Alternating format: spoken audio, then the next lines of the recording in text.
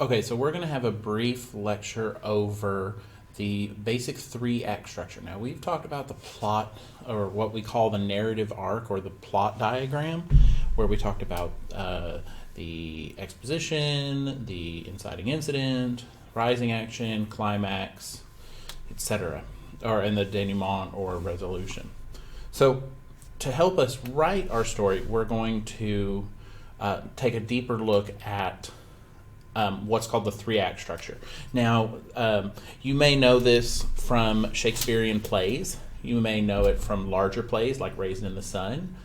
And some stories have more than three acts. This is just a basic idea of what an act in a story is and the purpose of an act and kind of how we can use it as a guide when we're writing our own stories. So here is the basic gist of the three-act structure. You have, give me a sec to change the color of my pencil. So you have stuff in the first act, Act 1. Then you have where you have your exposition. And if you recall, your exposition is where you get to know your characters, you get to know the setting, you get to know kind of what's going on. Then you have some sort of inciting incident, which is a problem, okay, that the protagonist has to address. And then there is plot point 1. Plot point 1 is the crisis. It's often referred to as the crisis. The first crisis that leads to a choice by the protagonist, okay? Oh, choice has an E on the end. Now, once we get through Act 1 and we have this kind of first crisis, that marks the end of Act 1 where we've been introduced to everything, everything has been set up for us, and we move into Act 2. Okay? Act 2 is where we have the rising action. And this is where the main character and other characters have to deal with the fallout of the choice. Okay?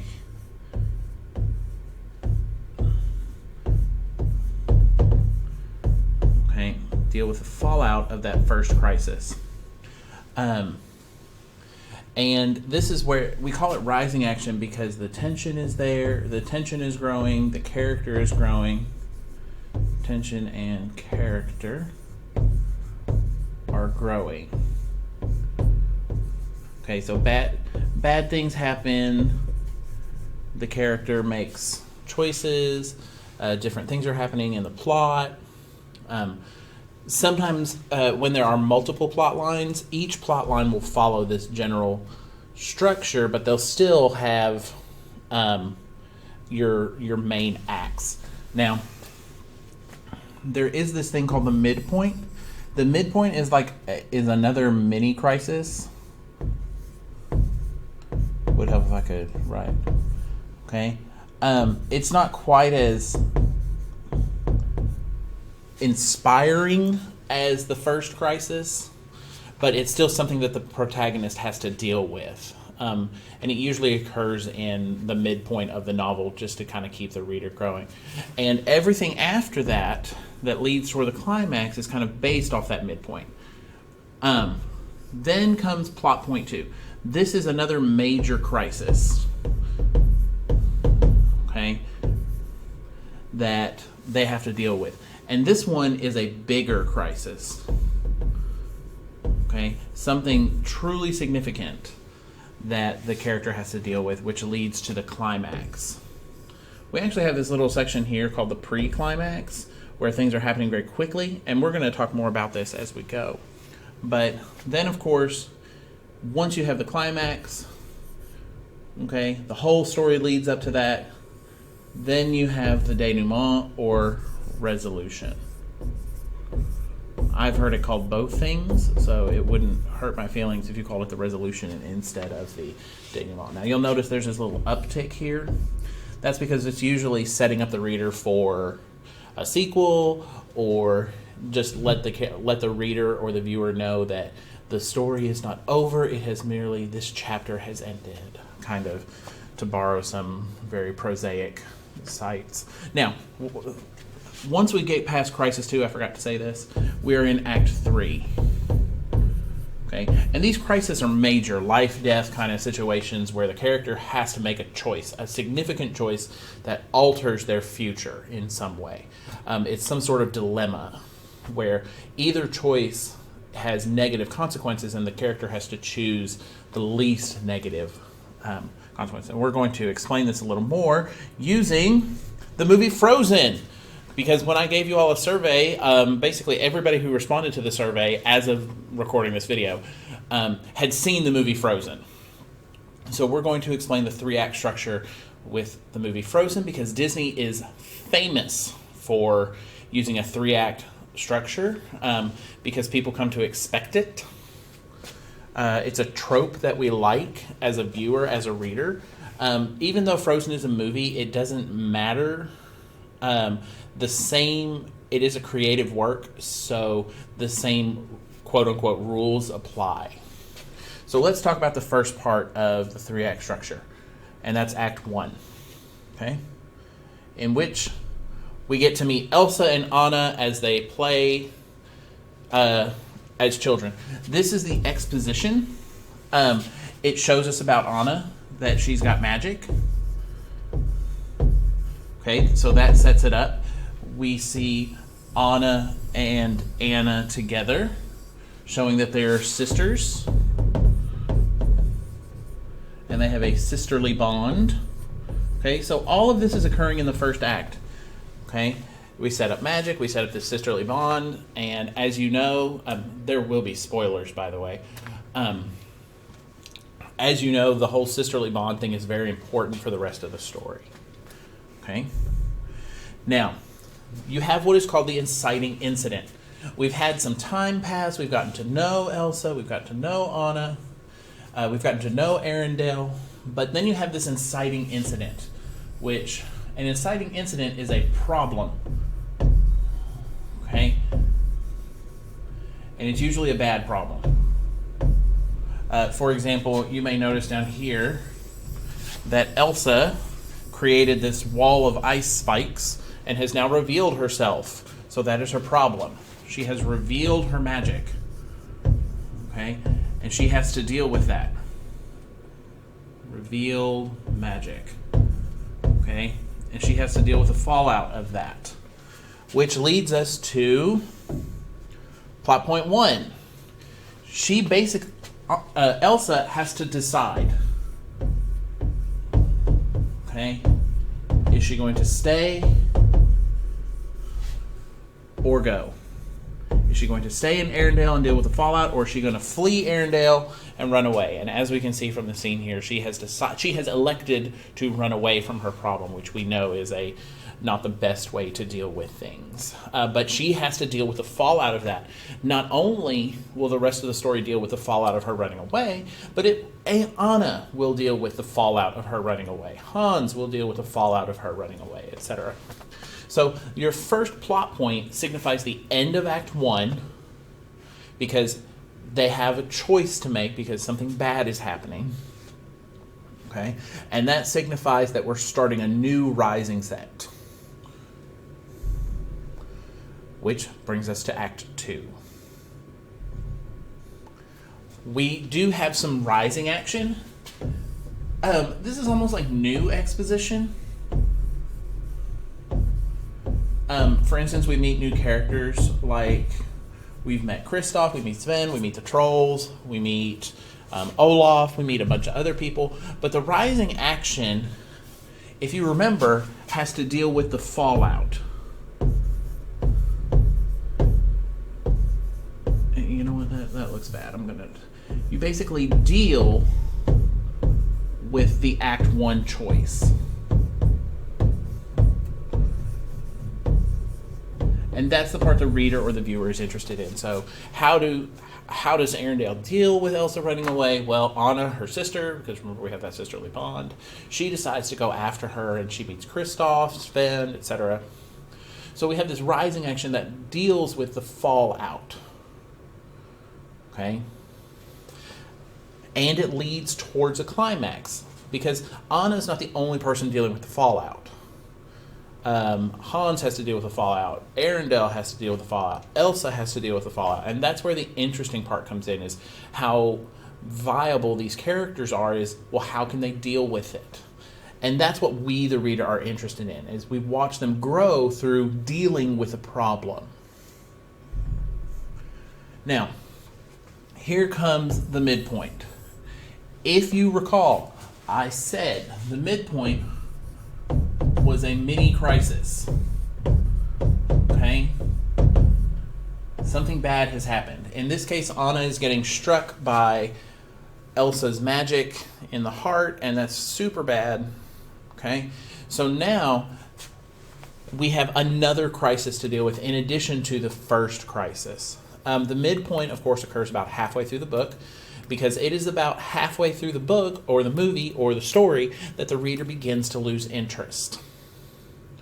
So you have this midpoint where we kind of introduce a new crisis and we introduce a new set of fallouts that the characters have to deal with. Okay, how is Anna going to deal with being struck by her sister? How is Elsa going to deal with striking her sister, seeing as how this is a repetition of something that occurred when they were children? Okay, how does Elsa cope with her powers having this disastrous effect, etc.? So that's the fallout that the reader is interested in. Basically, as you write creatively, you're making a series of choices, or your characters are making a series of choices that the reader can identify with, that kind of give the reader an idea of what it's like to live another life. Okay? So the midpoint is not a new act, but it's kind of like this mini crisis that's going on inside Act 2 to keep everything interesting. Okay? Now, once we have another little bit of rising action, we come to plot point 2. Okay? Plot point 2 does signify the choice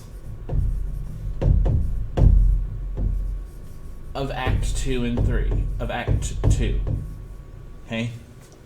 So now we've kind of followed Anna, and we're investigating her plot line, which is related to Elsa's plot. And now she comes to the choice of whether or not she is going to trust Hans to heal her. Okay? And this is, of course, once again, spoilers. This is when we figure out that Hans is the bad guy. Because up to this point, you really think Elsa's kind of the bad guy. Which is interesting for Disney to make the main character the bad guy.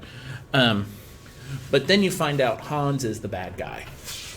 So our choice here is actually Anna's choice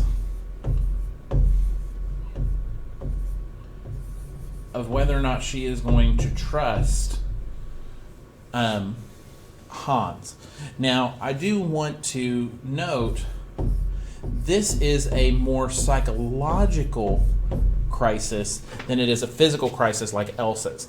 Elsa's crisis was she revealed her magic, which was very physical in nature. She froze Arendelle, etc. Whereas our second choice is more significant because we have come to emotionally invest in this character and we kind of understand where she's coming from. So this is a more psychological choice than it is a physical choice. You know, she's not going to run away or go. She's going to either go with her heart or go with her head. Okay?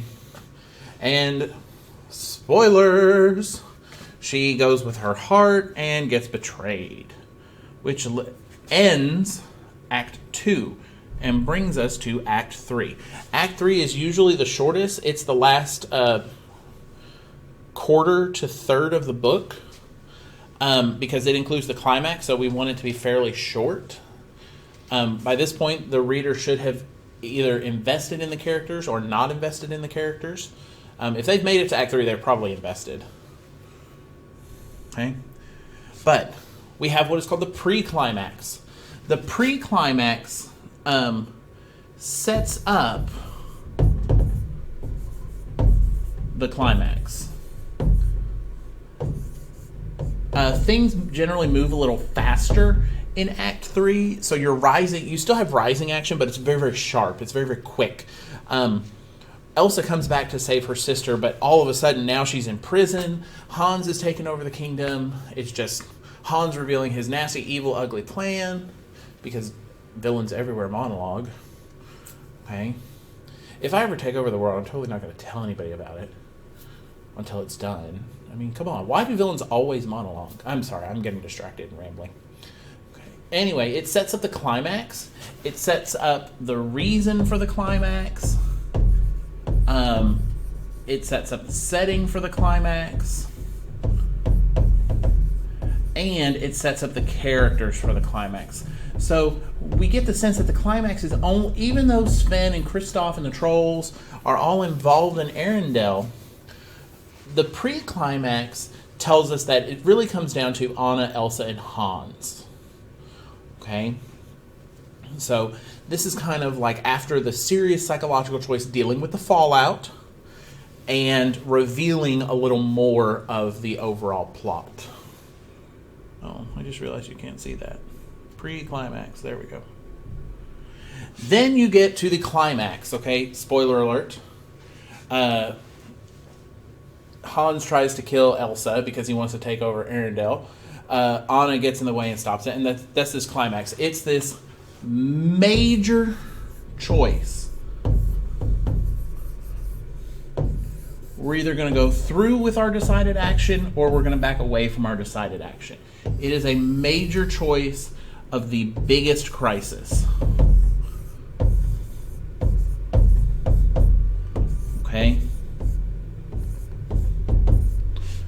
And the biggest crisis here, is, of course, is a physical crisis. It's life and death, but it also comes down to a love choice, as in Anna would rather sacrifice herself than watch her sister die. It's a very important point in the movie because this, not only is she potentially dying from being, hacked down, but she's also when Elsa struck her heart, she started freezing. So the climax is the biggest choice, the biggest crisis. The whole book is leading up to what's going to happen. Okay, this is where the author generally reveals the direction the theme is going to go. Okay, we get the theme, we get a theme throughout the text, but this is like the ultimate expression of the theme. Okay, then we have the resolution.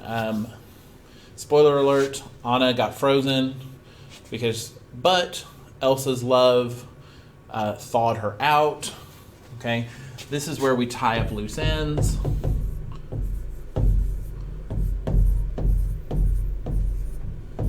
Okay, you save people, people heal, either psychologically or physically. Okay, things are explained to the reader that they may or may not have gotten. Okay, very, very structured, resolutions are typically very the relaxing period after, because the reader needs some sort of relaxation after that tension of the climax. Okay, and that brings us to the end of our plot points. Hopefully, using the movie Frozen kind of helps understand where these come from. In class, we're going to work on developing plots for our short stories.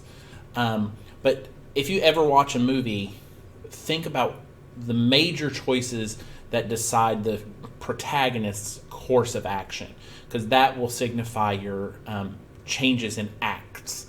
It will either go to Act 2, go to Act 3, something, whatever.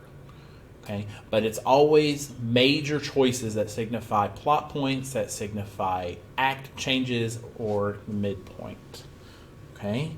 If you have any questions, please feel free to comment. Please feel free to ask. Please feel free to email.